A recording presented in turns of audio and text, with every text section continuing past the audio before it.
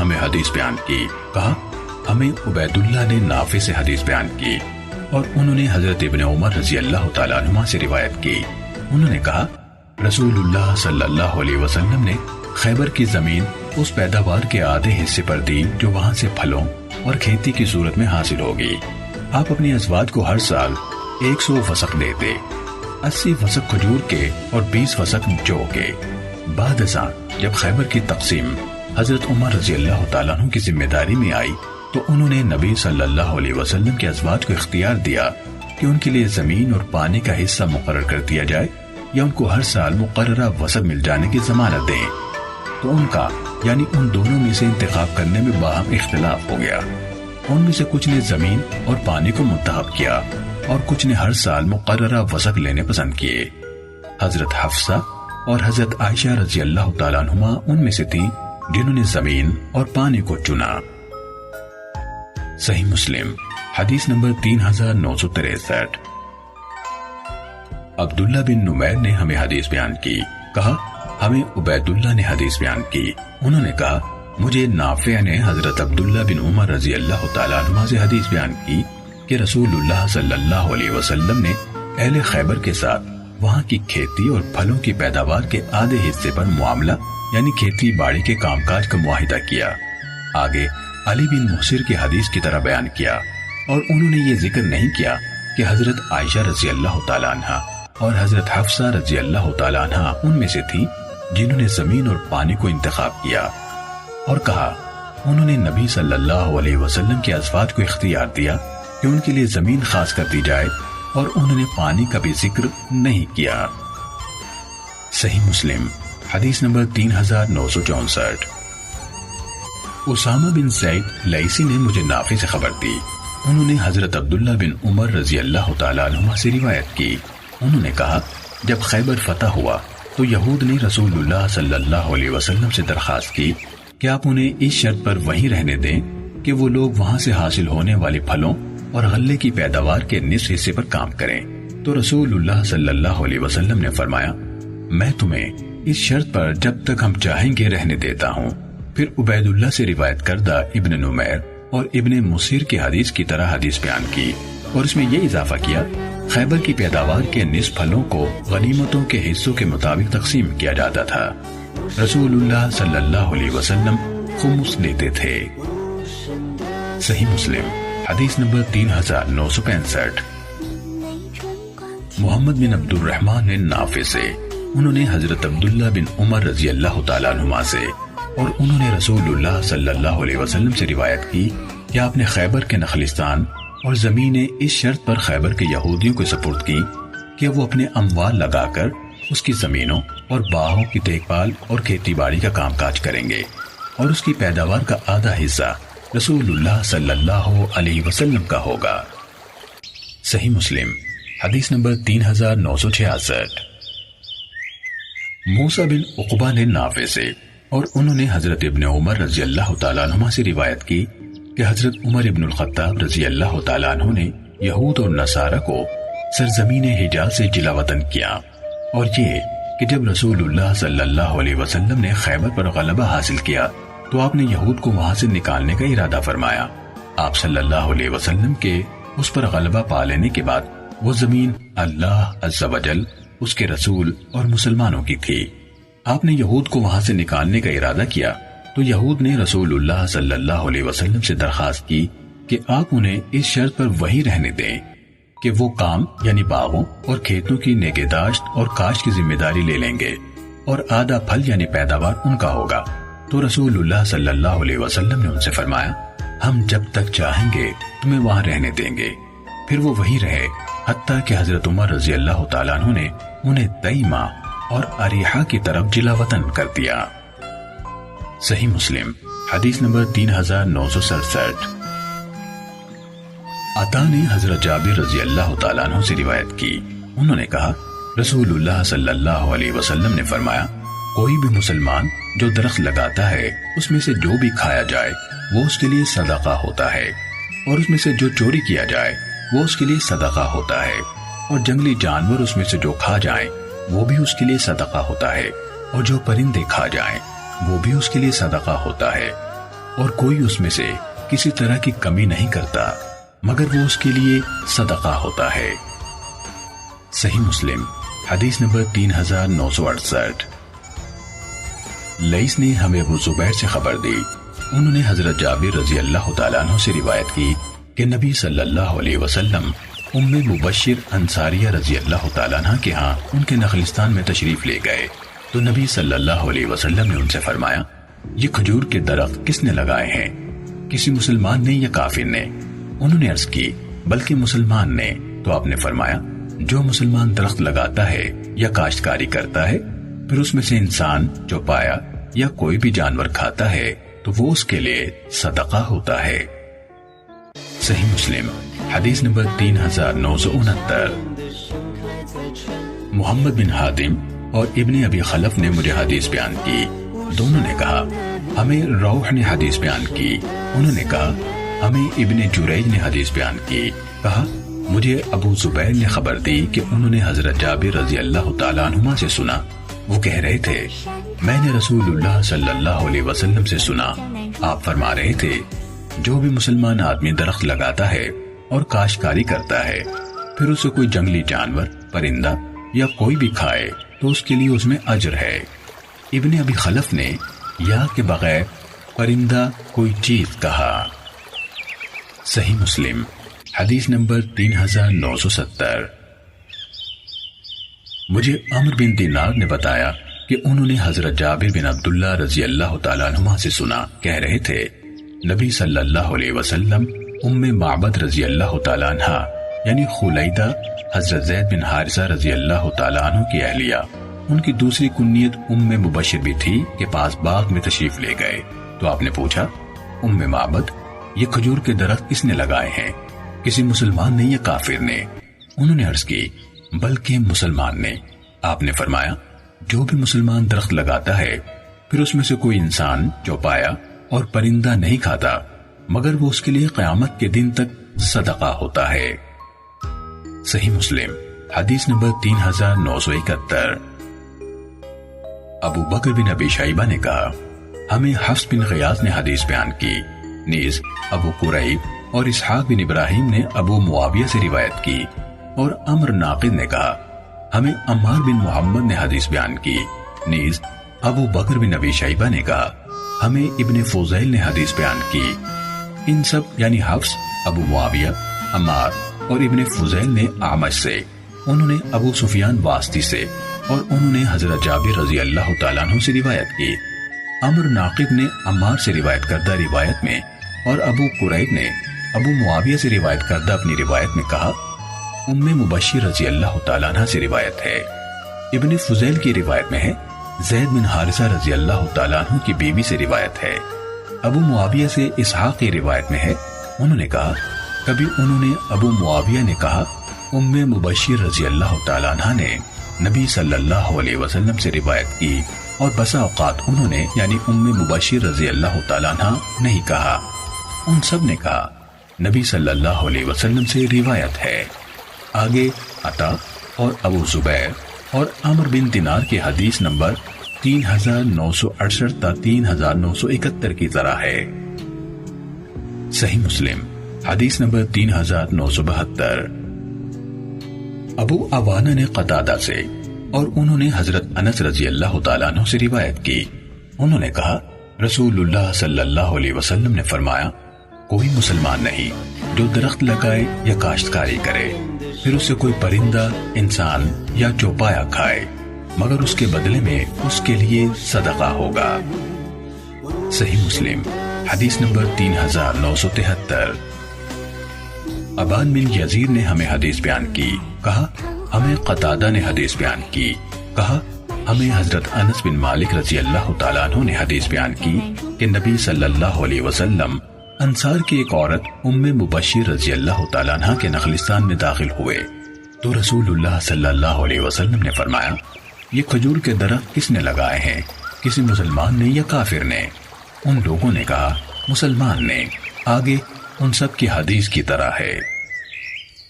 صحیح مسلم حدیث نمبر 3974۔ ابن وہب نے ہمیں ابن جریج سے خبر دی کہ ابو زبیر نے انہیں جابر بن عبداللہ رضی اللہ تعالیٰ عنہ سے روایت کی کہ رسول اللہ صلی اللہ علیہ وسلم نے فرمایا اگر تم نے اپنے بھائی کو پھل بیچا ہے۔ نیز ابو زمرہ نے ہمیں ابن جریج سے حدیث بیان کی، انہوں نے ابو زبیر سے روایت کی کہ انہوں نے حضرت جابر بن عبداللہ رضی اللہ تعالیٰ عنہ سے سنا، کہہ رہے تھے رسول اللہ صلی اللہ علیہ وسلم نے فرمایا اگر تم اپنے بھائی کو پھل بیچو اور وہ کسی قدرتی آفات کا شکار ہو جائے تو تمہارے لیے حلال نہیں کہ تم اس سے کچھ وصول کرو، تم ناحق اپنے بھائی کا مال کس بنا پر وصول کرو گے؟ صحیح مسلم حدیث نمبر 3975۔ ابو عاصم نے ابن جریج سے اسی سند کے ساتھ اسی کے مانند حدیث بیان کی۔ صحیح مسلم حدیث نمبر 3976۔ اسماعیل بن جعفر نے حمید سے اور انہوں نے حضرت انس رضی اللہ تعالیٰ عنہ سے روایت کی کہ نبی صلی اللہ علیہ وسلم نے رنگ بدلنے تک کھجور کا پھل بیچنے سے منع فرمایا۔ ہم نے حضرت انس رضی اللہ تعالیٰ عنہ سے پوچھا اس کے رنگ بدلنے سہوا سے کیا مراد ہے؟ انہوں نے کہا وہ سرخ ہو جائے اور زرد ہو جائے۔ تمہاری کیا رائے ہے اگر اللہ تعالیٰ نے پھل روک دیا تو تم کس بنیاد پر اپنے بھائی کا مال اپنے لیے حلال سمجھو گے؟ صحیح مسلم حدیث نمبر 3977۔ امام مالک نے حمید الطویل سے اور انہوں نے حضرت انس بن مالک رضی اللہ تعالیٰ عنہ سے روایت کی کہ رسول اللہ صلی اللہ علیہ وسلم نے رنگ پکڑنے سے پہلے پھل کی بیع سے منع فرمایا۔ لوگوں نے پوچھا رنگ پکڑنے سے کیا مراد ہے؟ انہوں نے جواب دیا وہ سرخ ہو جائے، اور کہا جب اللہ تعالیٰ پھلوں سے محروم کر دے تو تم کس بنیاد پر اپنے بھائی کا مال اپنے لیے حلال سمجھو گے؟ صحیح مسلم حدیث نمبر 3978۔ عبد العزیز بن محمد نے حمید کے واسطے سے حضرت انس رضی اللہ تعالیٰ عنہ سے حدیث بیان کی کہ نبی صلی اللہ علیہ وسلم نے فرمایا اگر اللہ تعالیٰ اسے بار آور نہ کرے تو تم میں سے کوئی اپنے بھائی کے مال کو کس بنیاد پر اپنے لیے حلال سمجھے گا؟ صحیح مسلم حدیث نمبر 3979۔ بشر بن حکم، ابراہیم بن دینار اور عبد الجبار بن علا سے روایت ہے، الفاظ بشر کے ہیں۔ سب نے کہا ہمیں سفیان بن عیینہ نے حمید اعرج سے حدیث بیان کی، انہوں نے سلیمان بن عتیق سے اور انہوں نے حضرت جابر رضی اللہ تعالیٰ عنہ سے روایت کی کہ نبی صلی اللہ علیہ وسلم نے آفات سے پہنچنے والے نقصان کی صورت میں قیمت ساقط کر دینے کا حکم دیا ہے۔ ابو اسحاق ابراہیم نے، وہ امام مسلم کے شاگرد ہیں، کہا مجھے عبد الرحمن بن بشر نے بھی سفیان سے یہی حدیث بیان کی۔ صحیح مسلم حدیث نمبر 3980۔ لیث نے ہمیں بکیر سے حدیث بیان کی، انہوں نے ایاز بن عبداللہ سے اور انہوں نے حضرت ابو سعید خدری رضی اللہ تعالیٰ عنہ سے روایت کی، انہوں نے کہا رسول اللہ صلی اللہ علیہ وسلم کے زمانے میں ایک آدمی کا ان پھلوں میں نقصان ہو گیا جو اس نے خریدے تھے، اس کا قرض بڑھ گیا تو رسول اللہ صلی اللہ علیہ وسلم نے فرمایا اس پر صدقہ کرو۔ لوگوں نے اس پر صدقہ کیا لیکن وہ بھی قرض کی ادائیگی جتنی مالیت تک نہ پہنچا تو رسول اللہ صلی اللہ علیہ وسلم نے اس کے قرض داروں سے فرمایا جو تمہیں مل جائے وہ لے لو، تمہارے لیے اس کے علاوہ اور کچھ نہیں۔ صحیح مسلم حدیث نمبر 3981۔ عمرو بن حارث نے بکیر بن اشد سے اسی سند کے ساتھ اسی کے مانند حدیث بیان کی۔ صحیح مسلم حدیث نمبر 3982۔ عمرہ بنت عبد الرحمن بن عوف نے کہا میں نے حضرت عائشہ رضی اللہ تعالیٰ عنہ کو کہتے ہوئے سنا رسول اللہ صلی اللہ علیہ وسلم نے دروازے کے پاس جھگڑا کرنے والوں کی آواز سنی، ان دونوں کی آوازیں بلند تھیں اور ان میں سے ایک دوسرے سے کچھ کمی کرنے اور کسی چیز میں نرمی کی درخواست کر رہا تھا، اور وہ دوسرا کہہ رہا تھا اللہ کی قسم میں ایسا نہیں کروں گا۔ رسول اللہ صلی اللہ علیہ وسلم ان دونوں کے پاس باہر تشریف لے گئے اور فرمانے لگے اللہ کے نام پر قسم اٹھانے والا کہاں ہے کہ وہ نیکی کا کام نہیں کرے گا؟ اس نے عرض کی اے اللہ کے رسول میں ہوں۔ اس شخص کے لیے وہی صورت ہے جو یہ پسند کرے، یعنی وہ فوراً اپنے بھائی کا مطالبہ مان گیا۔ صحیح مسلم حدیث نمبر 3983۔ عبداللہ بن وہب نے ہمیں خبر دی، کہا مجھے یونس نے ابن شہاب سے خبر دی، کہا مجھے عبداللہ بن کعب بن مالک نے حدیث بیان کی، انہوں نے اپنے والد سے خبر دی کہ انہوں نے رسول اللہ صلی اللہ علیہ وسلم کے زمانے میں مسجد میں ابن ابی حضرت رضی اللہ تعالیٰ عنہ سے قرض کا مطالبہ کیا جو ان کے ذمے تھا، تو ان کی آوازیں بلند ہو گئیں، یہاں تک کہ رسول اللہ صلی اللہ علیہ وسلم نے گھر کے اندر ان کی آوازیں سنی تو رسول اللہ صلی اللہ علیہ وسلم ان کی طرف گئے، یہاں تک کہ آپ نے اپنے حجرے کا پردہ ہٹایا اور کعب بن مالک رضی اللہ تعالیٰ عنہ کو آواز دی، کعب، انہوں نے عرض کی حاضر ہوں اے اللہ کے رسول۔ آپ نے اپنے ہاتھ سے انہیں اشارہ کیا کہ آپ اپنے قرض کا آدھا حصہ معاف کر دو۔ کعب نے کہا اللہ کے رسول، کر دیا۔ تو رسول اللہ صلی اللہ علیہ وسلم نے دوسرے سے فرمایا اٹھو اور اس کا قرض چکا دو۔ صحیح مسلم حدیث نمبر 3984۔ عثمان بن عمر نے ہمیں خبر دی، انہوں نے کہا ہمیں یونس نے زہری سے خبر دی، انہوں نے عبداللہ بن کعب بن مالک سے روایت کی کہ انہیں کعب بن مالک رضی اللہ تعالیٰ عنہ نے بتایا کہ انہوں نے ابن ابی حضرت رضی اللہ تعالیٰ عنہ سے اپنے قرض کا مطالبہ کیا۔ آگے ابن وہب کی حدیث کی طرح ہے۔ صحیح مسلم حدیث نمبر 3985۔ عبد الرحمن بن ہرمز نے عبداللہ بن کعب بن مالک سے اور انہوں نے حضرت کعب بن مالک رضی اللہ تعالیٰ عنہ سے روایت کی کہ ان کا کچھ مال عبداللہ بن ابی حضرت اسلمی رضی اللہ تعالیٰ عنہ کے ذمے تھا، وہ انہیں ملے تو کعب رضی اللہ تعالیٰ عنہ ان کے ساتھ لگ گئے، یعنی ان کی باہم تکرار ہوئی حتیٰ کہ ان کی آوازیں بلند ہو گئیں۔ رسول اللہ صلی اللہ علیہ وسلم کا ان کے پاس سے گزر ہوا تو آپ نے فرمایا کعب، پھر آپ نے اپنے ہاتھ سے اشارہ کیا گویا آپ فرما رہے تھے کہ آدھا لے لو، چنانچہ انہوں نے اس مال میں سے جو اس یعنی ابن ابی حضرت اسلمی رضی اللہ تعالیٰ عنہ کے ذمے تھا آدھا لے لیا اور آدھا چھوڑ دیا۔ صحیح مسلم حدیث نمبر 3986۔ زہیر بن حرب نے کہا ہمیں یحییٰ بن سعید نے حدیث بیان کی، کہا مجھے ابو بکر بن محمد بن عمر بن حزم نے خبر دی کہ انہیں عمر بن عبدالعزیز نے خبر دی، انہیں ابو بکر بن عبد الرحمن بن حارث بن ہشام نے بتایا کہ انہوں نے حضرت ابو ہریرہ رضی اللہ تعالیٰ عنہ سے سنا، وہ کہہ رہے تھے رسول اللہ صلی اللہ علیہ وسلم نے فرمایا، یہ اس طرح کہا میں نے رسول اللہ صلی اللہ علیہ وسلم سے سنا، آپ فرما رہے تھے جس نے اپنا مال جوں کا توں اس شخص کے پاس پایا جو مفلس کا ہو چکا ہے، یا اس انسان کے پاس جو مفلس کا ہو چکا ہے، تو وہ دوسروں کی نسبت اس مال کا زیادہ حقدار ہے۔ صحیح مسلم حدیث نمبر 3987۔ یحییٰ بن یحییٰ نے ہمیں حدیث بیان کی، کہا ہمیں حشیم نے خبر دی، اسی طرح قتیبہ بن سعید اور محمد بن رمح دونوں نے لیث بن سعد سے روایت کی، اور اسی طرح ابو ربیع اور یحییٰ بن حبیب حارثی نے کہا ہمیں حماد بن زید نے حدیث بیان کی۔ ابو بکر بن ابی شیبہ نے کہا ہمیں سفیان بن عیینہ نے حدیث سنائی۔ محمد بن مسنہ نے بیان کیا ہمیں عبد الوہاب، یحییٰ بن سعید القطان اور حفص بن غیاث سب نے یحییٰ بن سعید سے اسی سند کے ساتھ زہیر کی حدیث کے ہم معنی حدیث بیان کی، البتہ ان میں سے ابن رمح نے اپنی روایت میں کہا جس کسی آدمی کو مفلس قرار دیا گیا ہو۔ صحیح مسلم حدیث نمبر 3988۔ ابن ابی حسین نے مجھے حدیث بیان کی کہ انہیں ابو بکر بن محمد بن عمر بن حزم نے خبر دی کہ انہیں عمر بن عبدالعزیز نے ابو بکر بن عبد الرحمن کی روایت کردہ حدیث سنائی، انہوں نے حضرت ابو ہریرہ رضی اللہ تعالیٰ عنہ کی روایت کردہ حدیث بیان کی، انہوں نے نبی صلی اللہ علیہ وسلم سے اس شخص کے بارے میں روایت کی جو کنگال ہو جائے، جب اس کے پاس سامان ملے اور اس نے اس میں تصرف نہ کیا ہو، فرمایا تو وہ اس کے مالک کا ہے جس نے اسے فروخت کیا تھا۔ صحیح مسلم حدیث نمبر 3989۔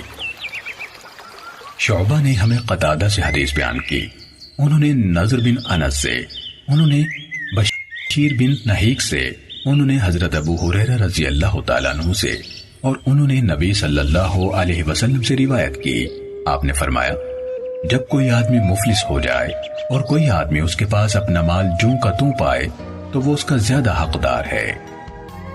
صحیح مسلم حدیث نمبر 3990۔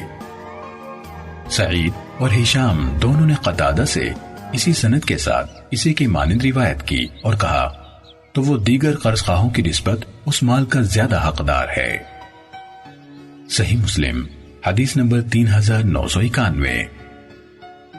عراق بن مالک نے حضرت ابو ہریرہ رضی اللہ تعالیٰ عنہ سے روایت کی کہ رسول اللہ صلی اللہ علیہ وسلم نے فرمایا، جب کوئی آدمی مفلس قرار دیا جائے اور کسی بیچنے والے شخص کو اس کے ہاں اپنا سامان جوں کا تو مل جائے تو وہ اس کا زیادہ حقدار ہے۔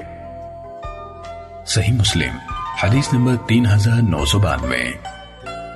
منصور نے ہمیں ربیع بن حراش سے حدیث بیان کی کہ حضرت حذیفہ بن یمان رضی اللہ تعالیٰ عنہما نے انہیں حدیث بیان کی۔ انہوں نے کہا رسول اللہ صلی اللہ علیہ وسلم نے فرمایا، تم سے پہلے لوگوں میں سے ایک آدمی کی روح کا فرشتوں نے استقبال کیا تو انہوں نے پوچھا کیا تو نے کوئی نیکی کی ہے؟ اس نے کہا نہیں۔ انہوں نے کہا یاد کر۔ اس نے کہا میں دنیا میں لوگوں کے ساتھ قرض کا معاملہ کرتا تو اپنے خادموں کو حکم دیتا تھا کہ وہ تنگ دست کو مہلت دیں اور خوشحال سے نرمی برتیں۔ انہوں نے کہا اللہ عز و جل نے فرمایا ہے تم بھی اس کے ساتھ نرمی کا سلوک کرو۔ صحیح مسلم حدیث نمبر 3993۔ نعیم بن ابی ہند نے ربیع بن حراش سے روایت کی۔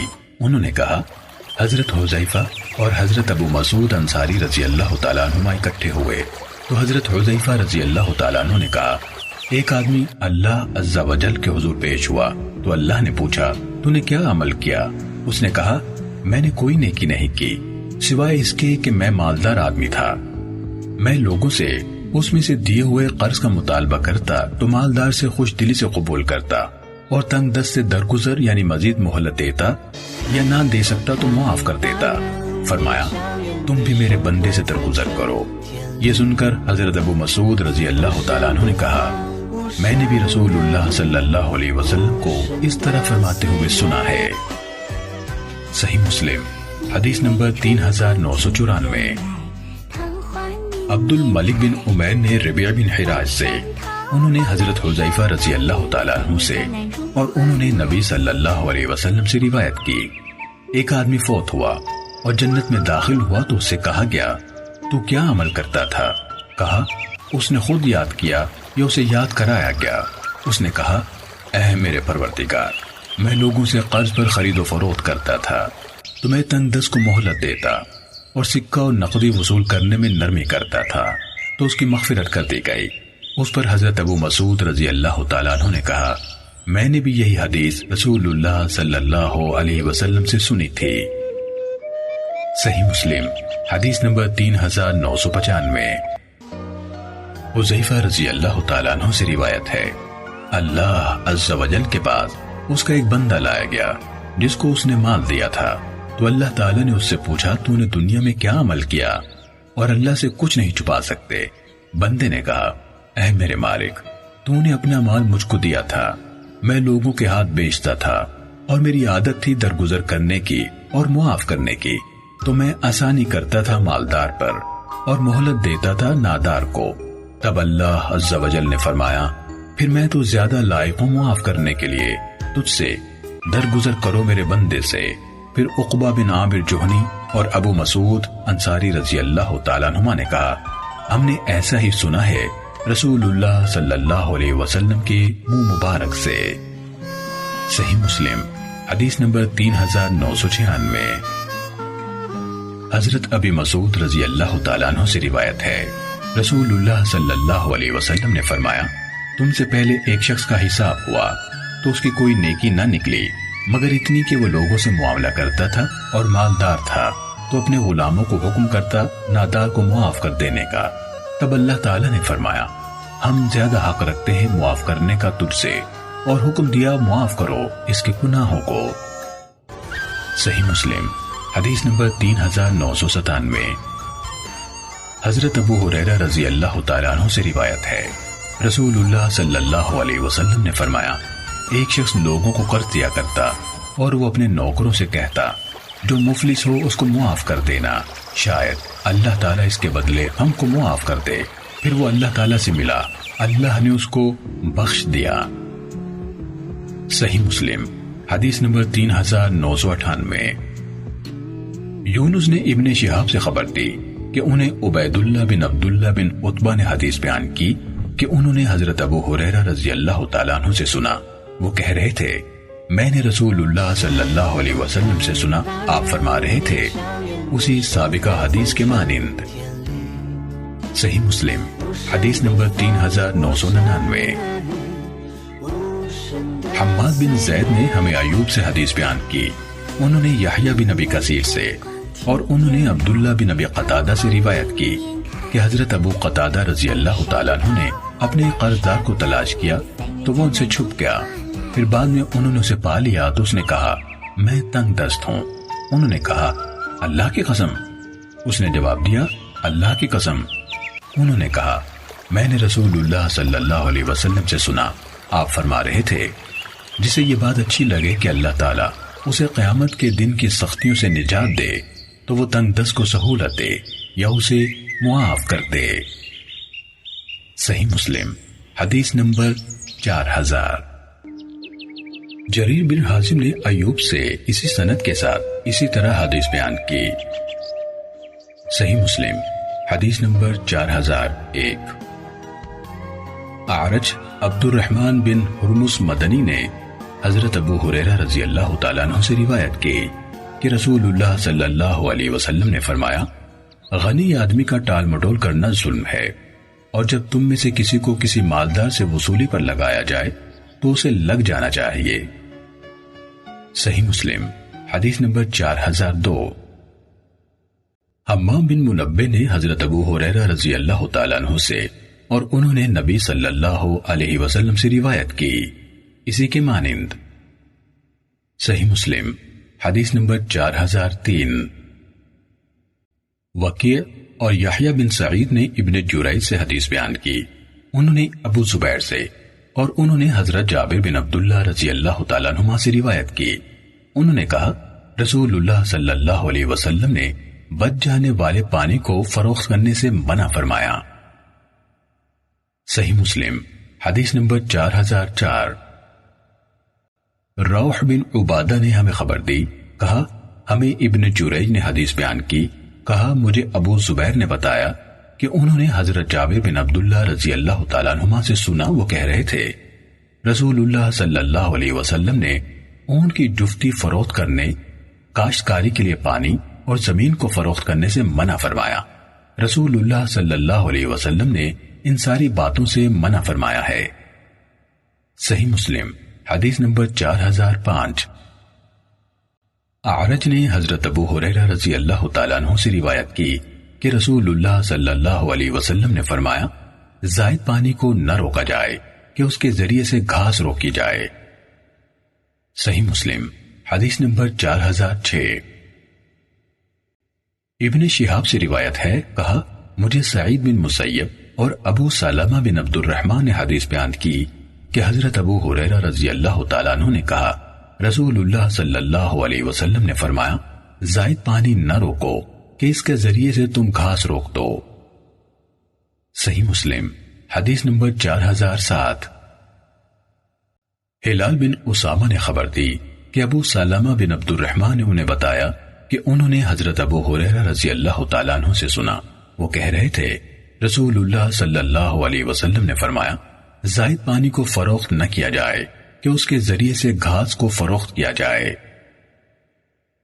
صحیح مسلم حدیث نمبر 4008۔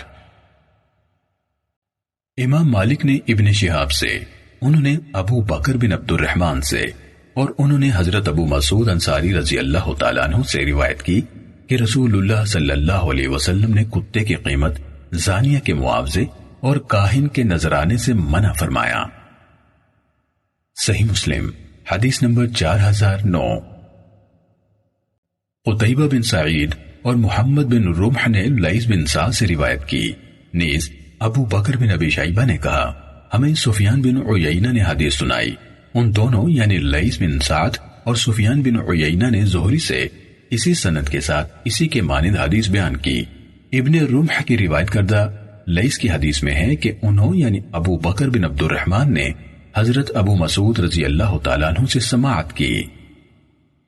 صحیح مسلم حدیث نمبر 4010۔ محمد بن یوسف سے روایت ہے، انہوں نے کہا میں نے سائب بن یزید سے سنا، وہ حضرت رافع بن خدیج رضی اللہ تعالیٰ عنہ سے حدیث بیان کر رہے تھے۔ انہوں نے کہا میں نے نبی صلی اللہ علیہ وسلم سے سنا، آپ فرما رہے تھے بدترین کمائی زانیہ کی اجرت، کتے کی قیمت اور پوچھنے لگانے والے کی کمائی ہے۔ صحیح مسلم حدیث نمبر 4011۔ اوزاعی نے یحییٰ بن ابی کثیر سے روایت کی، کہا مجھے ابراہیم بن قارث نے سائب بن یزید سے حدیث بیان کی، انہوں نے کہا مجھے حضرت رافع بن خدیج رضی اللہ تعالیٰ عنہ نے رسول اللہ صلی اللہ علیہ وسلم سے حدیث بیان کی، آپ نے فرمایا کتے کی قیمت خبیث، ناپاک اور گندی ہے، زانیہ کی اجرت خبیث ہے، اور پوچھنے لگانے والے کی کمائی خبیث ہے۔ صحیح مسلم حدیث نمبر 4012۔ معمر نے یحییٰ بن ابی کثیر سے اسی سند کے ساتھ اسی کے مانند حدیث بیان کی۔ صحیح مسلم حدیث نمبر 4013۔